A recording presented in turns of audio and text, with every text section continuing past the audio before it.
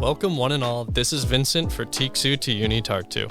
Today's going to be all about the everyday life of living in Estonia and in Tartu. Our guest today comes all the way from Honduras. His name is Jorge, and he's an international student here at the University of Tartu. He's a very active student, and he's going to tell us how he maintains a busy schedule while still making time for leisure and gym while he's living in Tartu. So, sit back, relax, and enjoy this episode of Tiksu to UniTartu. Jorge, would you like to introduce yourself? Absolutely. My name is Jorge Alberto Calderón Enamorado. Yes, there are 4 names there, not only 2 like commonly in Estonia. And I am from a city called La Ceiba, Honduras. So you are the furthest, I guess, in distance of guests for us today so far. So far. Yeah. So I just wanted to ask you just initially, like, what was your first impression of Tartu, and maybe how would you describe the city to someone, that's never been here? Okay, my first impression was cold. Cold. It was cold, yes. When I got here, I remember it was during nighttime, around 11 p.m. Everything dark. Didn't know anything. I didn't even realize that we had, let's put it like this, like free Wi-Fi almost everywhere. So I was just walking around lost. Yeah. I loved it. It was an interesting way to meet a new city. Yeah. But overall, I can say that Tartu is a small, charming city. I mean, it's really walkable. You can get basically everywhere in a time frame of 30 minutes maximum or less. Mm-hmm. It will depend where you're going, right? And Yeah. from where's your starting point, but you can walk all around the city. Yeah. It's absolutely beautiful. You can see a lot of colors except in winter. Then there's one color, but Yeah. yeah. But how does that compare to your like hometown? How is it just as walkable as well? It's walkable until the city center. Oh, okay. But because I live near the city center, Mm-hmm. after that you can walk for a few hours, and we have a lot of people. I mean, we have almost a bit of twice of the population of Tartu. Mm. So we see a lot of people every day. Yeah. So speaking of Honduras and seeing a lot of people, like, how did you first find Estonia? How did you decide you wanted to come to the University of Tartu? That's a really interesting question, right? Because I've been asked that several times, and being honest, I don't have like a specific answer, but this is what I always say. It didn't come to you in a dream or something? No. I mean, I was applying for my master's, so I applied to different places at the same time. Mm-hmm. But I only applied, I mean, the first one, I knew where I was going. The second one, I only applied for the program. I only said, this program suits me well, I like this study track, I'll apply. And after I got accepted, I knew I was coming to the Tartu Likuli. After that, I didn't know about anything about Estonia. Yeah.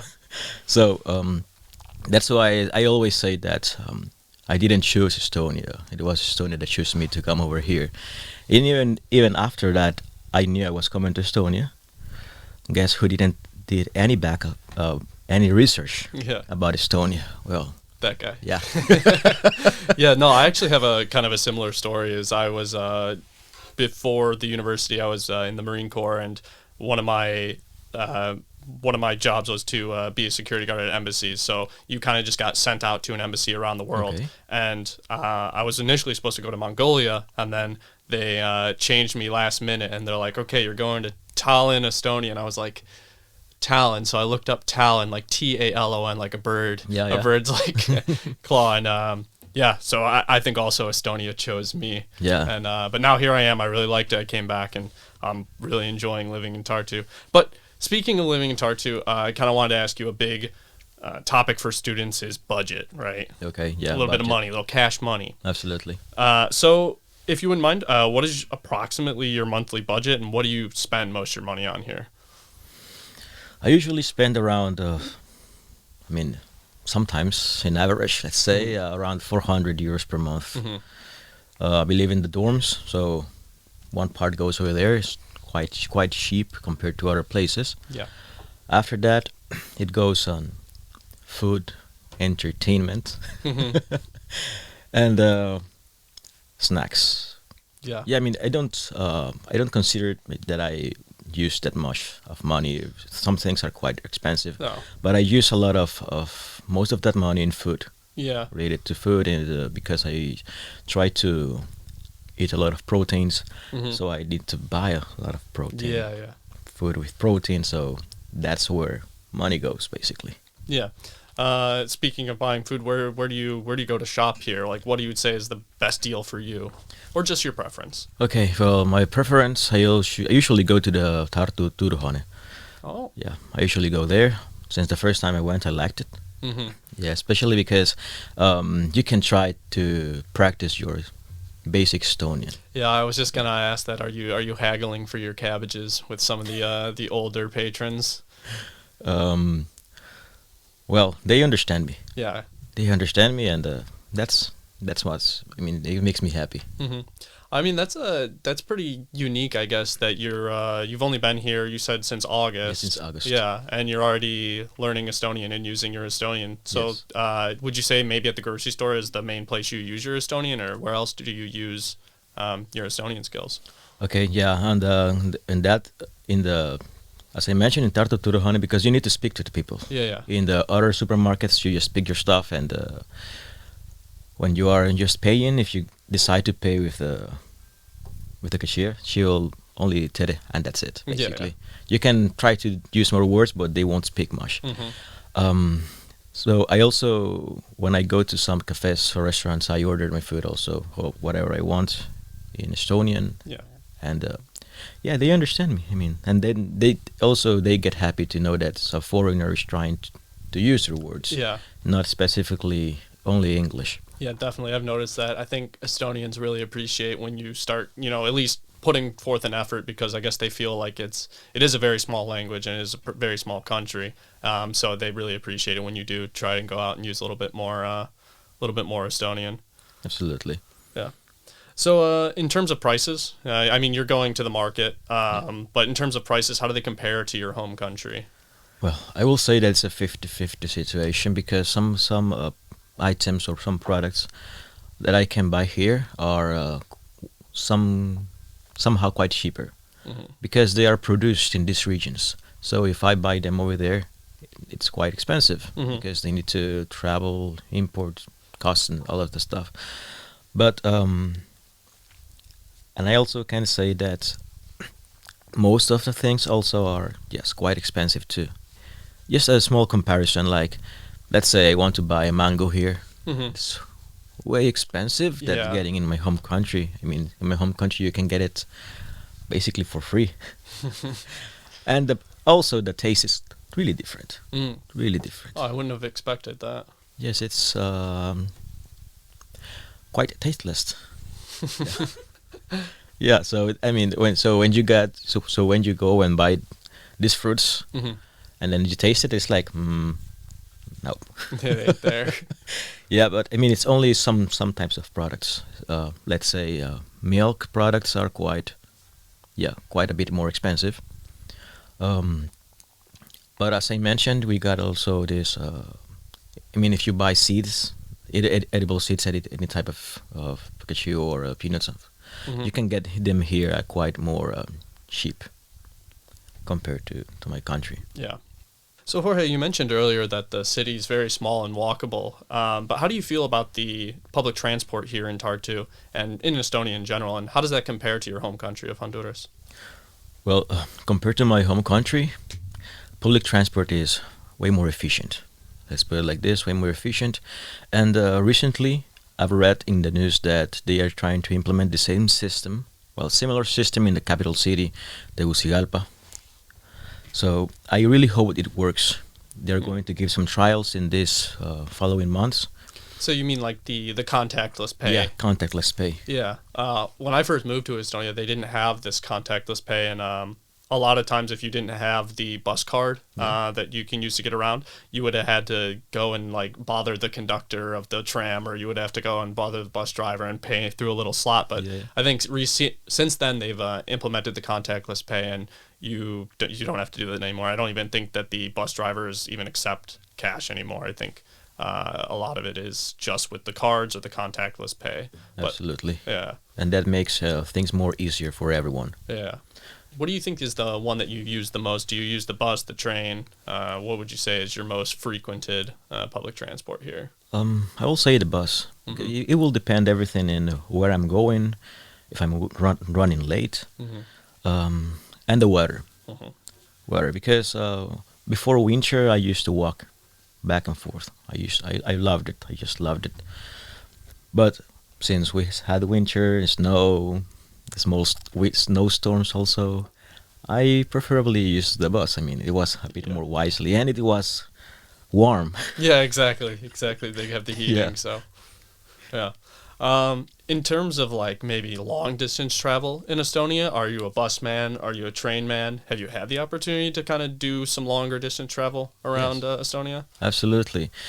First of all, if the place is near, I can reach the place in a train with a train. I'll just a train. Usually, going for hikes.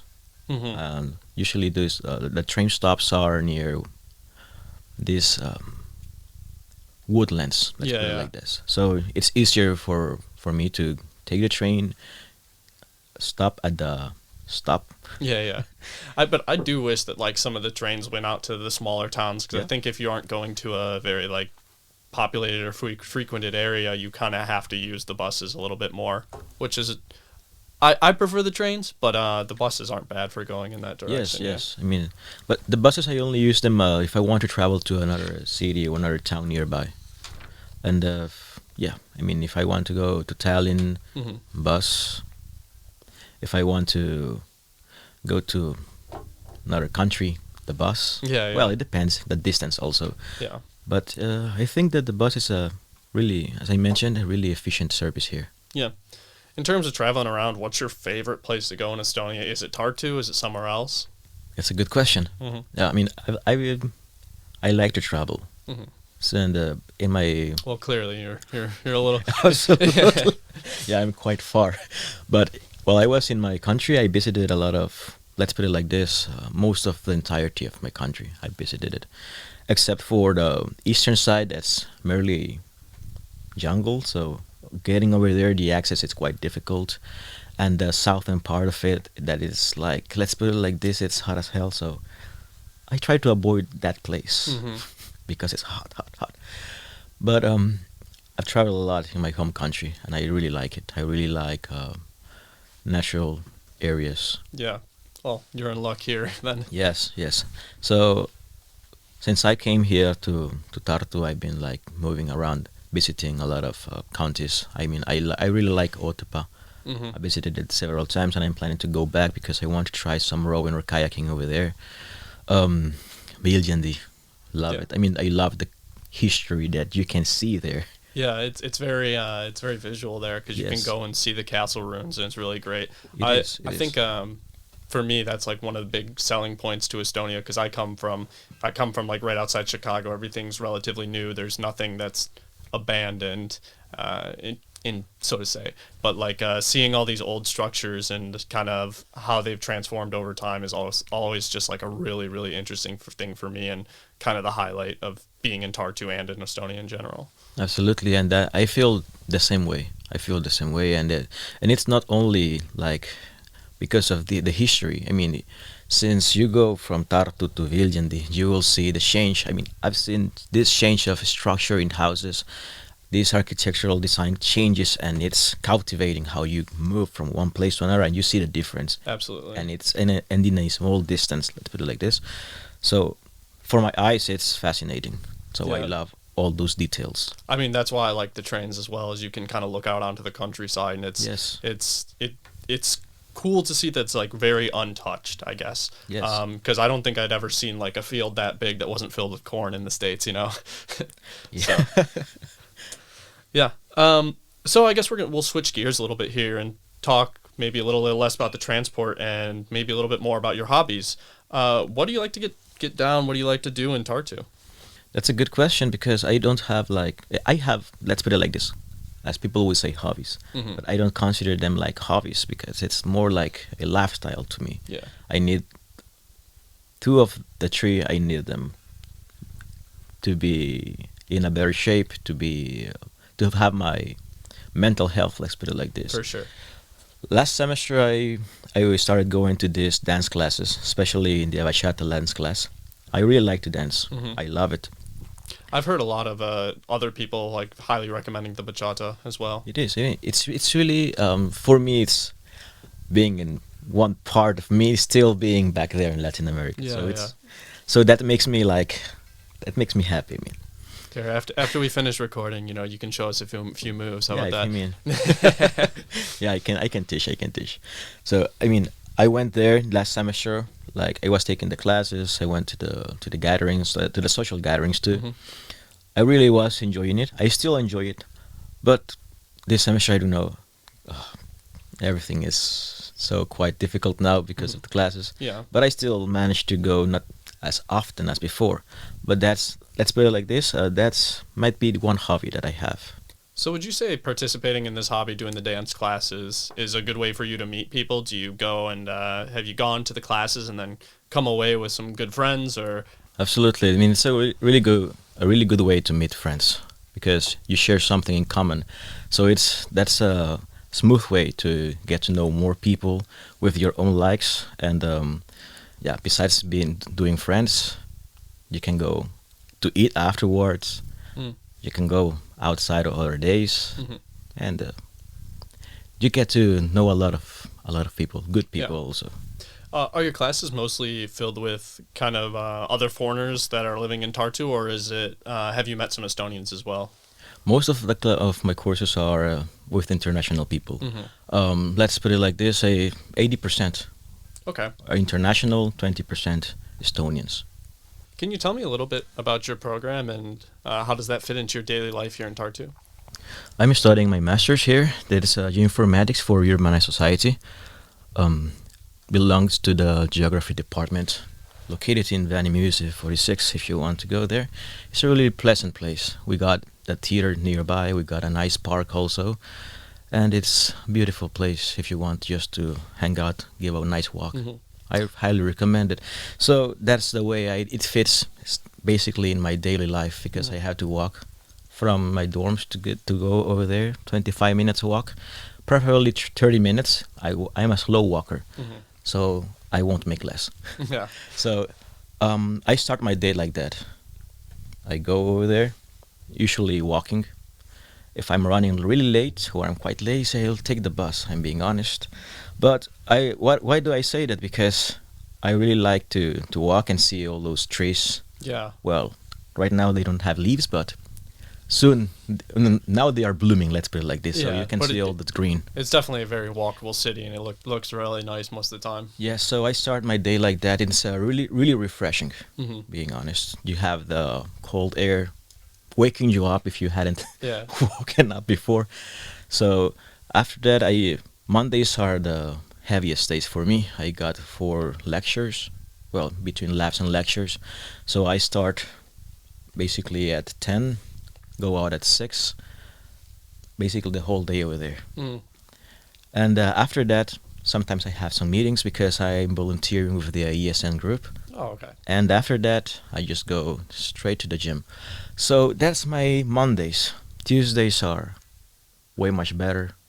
Wednesday gets rough again.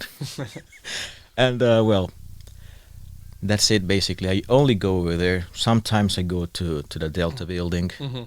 Wonderful, beautiful building. So in terms of like lectures and your study schedule, it's mostly just 2 or 3 days a week, and then the rest is doing The homework. assignments, Yeah, assignments.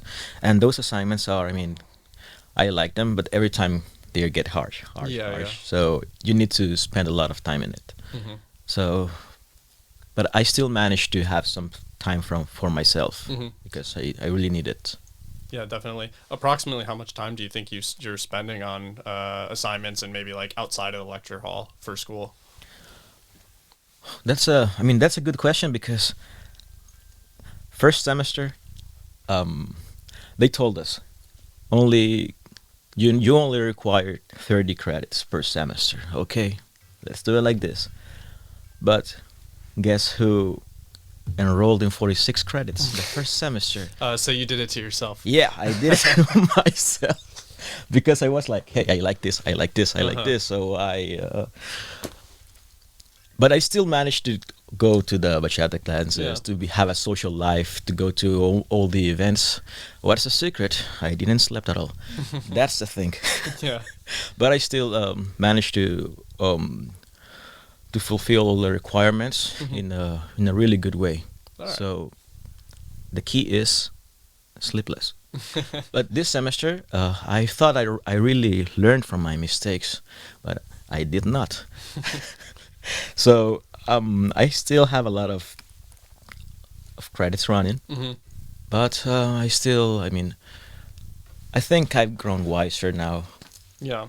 So I still have a lot of pressure, a lot of deadlines. Like this following 2 weeks are going to be really, really harsh and related to times, but I still manage to leave some space for the social gatherings, to go out with friends, because I mean it's a must. Most people here that you meet in these places are also foreigners, but especially most of the foreigners are just here for one semester. So if you like have if you make really good friends, I mean the time for you to be able to share with them, it's really limited. Yeah. So I think it's something good to use quite of your time to spend with people that you really like, because I mean at the end you're only going to have those memories with you. Yeah. Yeah, it's a good way to put it. Shouldn't just, even though you did load yourself up with a lot, you're not, I like that you're not just, going to the lecture hall and then going back to study. I like that you're actually getting out and experiencing the city and experiencing, the culture and other people. So yes, and I got some friends that they ask me, how do you manage to go with this here? How do you manage to travel there?